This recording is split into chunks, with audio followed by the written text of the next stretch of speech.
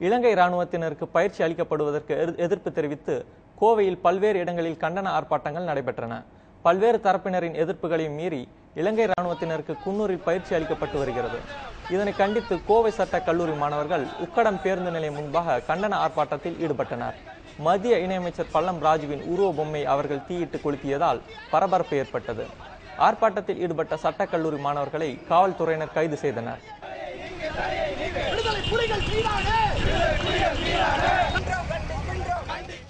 மத்திய இணையமைச்சர் பல்லம் ராஜுவை வன்மையாக கண்டிக்கும் விதமாக இந்த உருவ எரிவு போராட்டத்தை சட்டக்கல்லூரி மாணவர்களாகிய நாங்கள் இன்று நடத்தியிருக்கிறோம். தொடர்ச்சியான முறையிலே அவர்களுக்கு பயிற்சி அளிக்கப்படும் என்று கூறியிருக்கின்ற மத்திய இணையமைச்சர் அவர்களையும் மத்திய அரசையும் சட்டக்கல்லூரி மாணவர்களின் சார்பாக நாங்கள் வன்மையாக கண்டிக்கின்றோம்.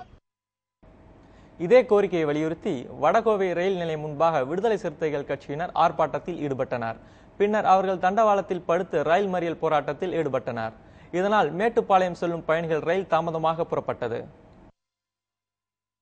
மத்திய அரசு தமிழர்களுடைய வயிற்றில் அடிக்கிறது, வெந்த புண்ணில் வேலை பாய்ச்சுவது போல செயல்படுகிறது. இது வன்மையாக கண்டிக்கத்தக்கது.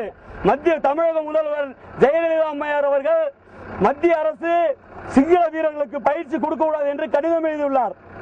அதையும் மீறி நாங்கள் அப்படித்தான் பயிற்சி கொடுப்போம் என்பது தமிழர்கள் நிலையில் மத்திய அரசு கொஞ்சம் கூட கவனம் எடுக்கவில்லை.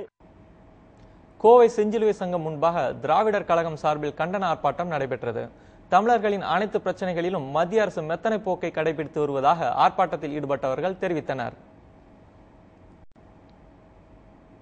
தமிழகத்தில் உள்ள அகதிகளின் முகாம்களில் வசிப்பவர்களை கைதிகள் போல் நடத்துவதை கைவிட வேண்டும் என்று திராவிட கட்சி தலைவர் கி வீரமணி கூறியுள்ளார்.